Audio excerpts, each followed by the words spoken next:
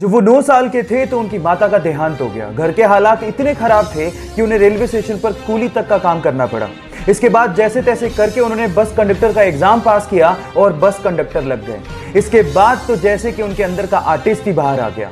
लोग ऐसा कहते हैं कि बस कंडक्टर के तौर पे वो काफी ज्यादा फेमस हो गए थे क्योंकि वो बहुत ही स्टाइल से सीटी मारा करते थे और बहुत ही स्टाइल से टिकट काटा करते थे।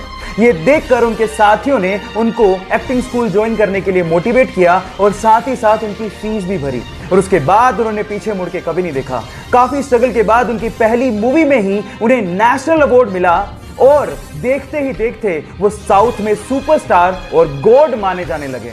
जहां हालात ये हैं कि बाकी एक्टर्स को अपनी मूवीज हॉलिडे के दिन रिलीज करनी पड़ती है, वहीं जब इस सुपरस्टार की मूवी आती है तो अपने आप वो दिन हॉलिडे हो जाता है।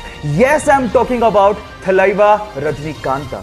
दिल्ली के सरकारी स्कूल से रिटायर एक टीचर कीमत राय गुप्ता ने रिटायरमेंट के बाद अपने आप को बिजी रखने के लिए दिल्ली के भागीरथ पैलेस मार्केट में इलेक्ट्रिकल अप्लायंसेस की एक दुकान खोली। तब उनके पास एक सेल्समैन आया और उस सेल्समैन ने बातों ही बातों में एक जानकारी दी और कहा कि हेवल्स नाम से एक छोटी सी फैक्ट्री है जिसे उसका मालिक बेचना चाहता है। तब कीमत राय गुप्ता ने 7 लाख रुपए देके हेवल्स नाम की एक छोटी सी फैक्ट्री को खरीदा और रिटायरमेंट के बाद भी अपनी मेहनत के दम पे उस फैक्ट्री को मुनाफे में लाके खड़ा कर दिया। और गाइज, आज वो इंडिया की दूसरी सबसे बड़ी इलेक्ट्रिकल अप्लायंसेस बनाने वाली कंपनी है जिसका टोटल टर्नओवर 1000 करोड़ से भी ज्यादा है। एक इंटरव्यू में कीमत राय गुप्ता जी ने कहा था कि जो इंसान मेहनत करना जानता है और जो इंसान रिस्क उठाना जानता है उसको सफल होने में कोई रोक ही नहीं सकता। गाइस, ये तो आपको पता ही है कि हमारे देश में सड़कों का जाल बिछा हुआ है और बहुत सारी सड़कें एक दूसरे से इंटरकनेक्टेड भी हैं और हर साल नई सड़कों का निर्माण कंटिन्यूसली हो रहा है। लेकिन मैं अगर आपसे सवाल पूछूं कि हमारे देश में ऐसी कौन सी जगह है जहां पर रोडवेज या यूं कहें कि सारी सड़कें समाप्त हो जाती हैं, खत्म हो जाती हैं, मतलब सड़कों का एंडिंग पॉइंट कौन सा है, तो आप लोग क्या जवाब देंगे? डोंट वरी, मैं आपको बताता हूं। उस जगह का नाम है धनुष कोटी और वो तमिलनाडु स्टेट में है और उसे इंडिया का एंडिंग पॉइंट भी कहा जाता है। गाइस, क्या इसके पहले तक के फैक्ट आप जानते थे? और अगर नहीं जानते थे तो चैनल को सब्सक्राइब करना मत भूलिएगा और अगर आप इंस्टाग्राम पे देख रहे हैं तो मुझे फॉलो करना मत भूलिएगा। मिलता है अगली वीडियो में।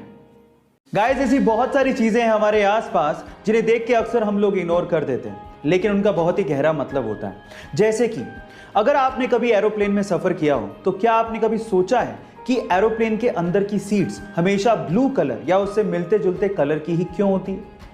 मैं आपको इसका आंसर देता हूं। दिखने में छोटा सा क्वेश्चन है लेकिन उसका बहुत गहरा मतलब है। आपको पता है, बहुत सारे लोगों को फ्लाइट में जाने का एक फोबिया होता है, उन्हें डर लगता है, उन्हें एंजाइटी होती है, उन्हें रिलैक्सेशन चाहिए होता है।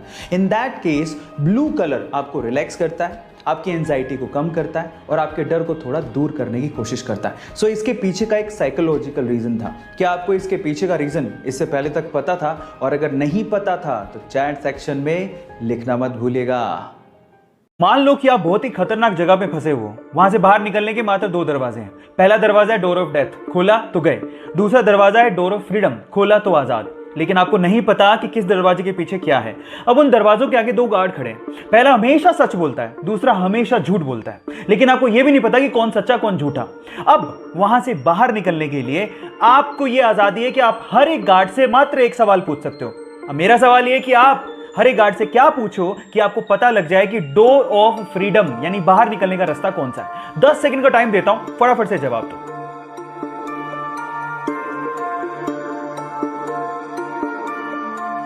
तो चलिए गाइस, मैं आपको जवाब देता हूं। आप ये सवाल पूछोगे हर एक गार्ड से कि अगर मैं दूसरे गार्ड से पूछूं कि डोर ऑफ फ्रीडम कौन सा है तो वो क्या जवाब देगा। मजे की बात है कि दोनों के दोनों डोर ऑफ डेथ की तरफ इशारा करेंगे और बस उसके जस्ट अपोजिट वाला डोर डोर ऑफ फ्रीडम का है। अगर अभी भी आपको समझ में नहीं आया तो चैट सेक्शन में लिखना, मैं दोबारा बता दूंगा।